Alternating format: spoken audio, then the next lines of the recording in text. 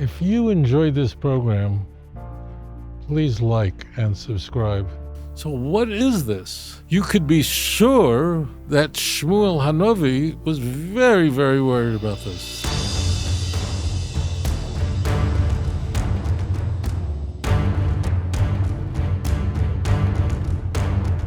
Caller, you're live on the air. Please tell us your name, where you're calling from. Hi. Would you do me a favor and hang on to it? Go ahead and turn your computer down if you don't mind. Hi. Okay, 1 second. Caller, sit tight. I'll be right back with you. Okay, so let me get back to the caller. Okay, And so my question. Go ahead, Patricia. Welcome back. Sorry. Okay. Hi, this is Amani calling from Tennessee, and and I had a question. I have a lot of Christian friends that tell me that 1 Samuel chapter 8 was basically God condemning Israel for wanting a earthly king, but they basically I see Deuteronomy 17, and I was wondering why that's like that. Or did Christianity pick that up from Roman beliefs that you couldn't have an earthly king or it'd be like an offense to Jupiter? This is a brilliant question, and we get maybe one question of this caliber maybe once a month. It's absolutely brilliant. So let's dial back to where we find a commandment to have a king, and you'll see how odd it is when, as you said, we would go back to Deuteronomy chapter 17. So the Torah says, it's a very famous mitzvah in the Torah, Ki sovei el ha'arz asher Hashem Elokecha noisin lecha v'yirish v'yishavta bo, and when you come to the land, to the holy land that you will inherit and dwell there, v'amarta, and you will say, Deuteronomy 17 verse 14, pay very careful attention. This is like mind-blowing. The Torah says, v'amarta, and you will say, Asimu olai melech kol hagoyim asher srivoisov. The Torah says that you'll come into the land, you'll say, let us have a king like all the other nations. Sois tosis olecho melech, so you should surely put a king upon you. Asher yivcha Hashem Elokecha bo. Torah tells us it can't be a non-Jew, it has to be your own brother, and then there are many laws associated with the king. If you don't think that's a strange passage, and I don't know what isn't, there are many people watching me now, listening to my voice, who are very familiar with this passage. This is the passage where the Torah gives us a mitzvah that to have a king. But look at the weird language. Torah says, when you come into the land that you will inherit, and you're going to say, Asima olai melech kol hagoyim asher srivoisoi, place upon us a king like the Gentile, I'm putting the word Gentile there, like the other nations that are in our midst. Torah says you should surely give him a king. Why is this so wild? What kind of wording is this?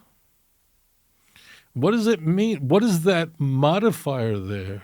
Why is it adding in the text that they will say, let us have a king like all the other nations of the world? What does like all the other nations of the world have to do with anything? Why don't you just say, if you want a king, we'll give you a king. Or you should have a king. What did it say? And the Jews will say, and then God will give. Well, there's like no other mitzvah like that. Jews will say, we want to eat kosher, so there's no other mitzvah like that.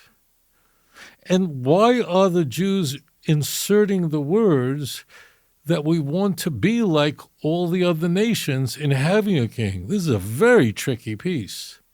This is a piece that people read over their entire lives and don't even think about it.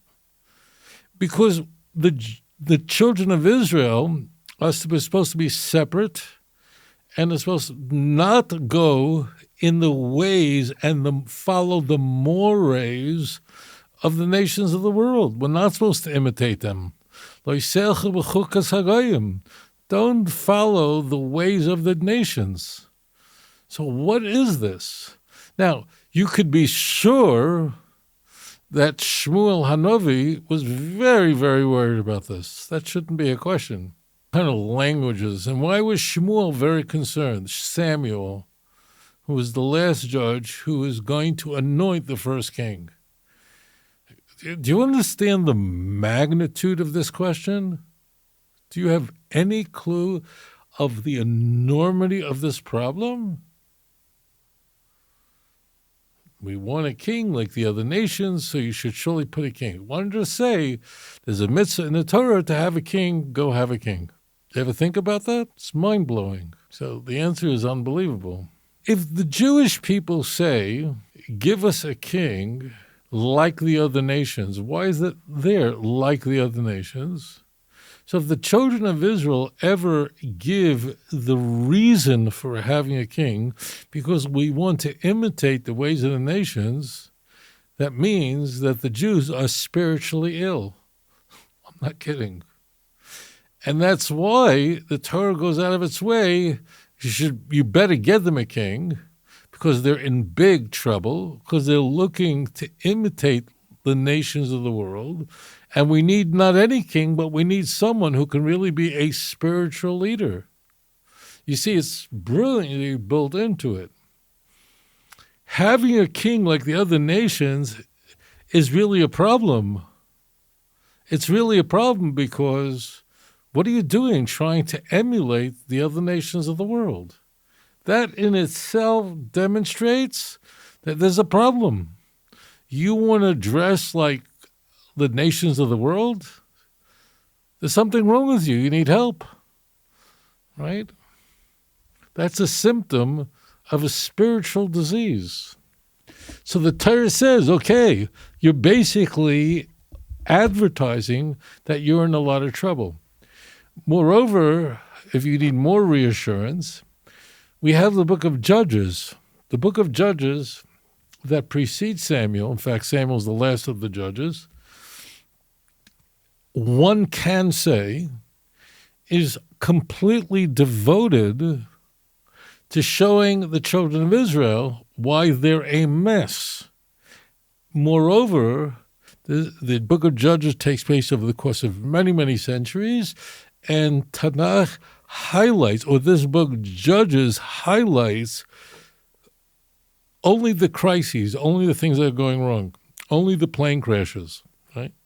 So to be very, very aware of that. So Tanakh is very skewed to only talk about planes that crash, not those that take off and land safely. All right. So because the book of the Bible is devoted to making you a better person. It's not a history book. And in fact, how does the book of Judges end?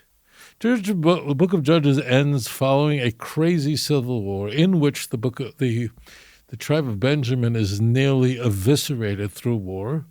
And ultimately it ends saying that everybody did whatever they want, because prior to the period, the epoch of kings, there was a leadership that was called judges. In this case, judges doesn't mean what you think, like someone sitting in a courtroom. Rather, it was a loose confederacy of all the tribes, and there was a central authority, but that central authority, the judge, did not have anywhere near the authority of an actual king, of an actual monarch.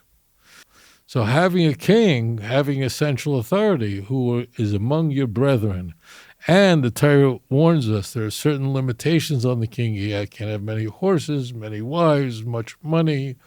Can't do those things because it will distract him. So what it will distract him? Because the whole reason he's there is to be both a leader spiritually and physically. Did every king rise to the occasion? Absolutely not. And we're told that in 2 Samuel, that there'll be kings who might fail, but the Davidic dynasty is locked up.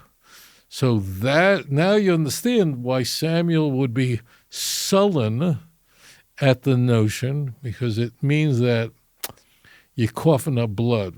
We need a doctor. Now you understand why it was disconcerting. Hashem, of course, is wants the Jewish people to be healthy and to have a proper king and so on. So he's going to have a nice talk with Shmuel Hanavi.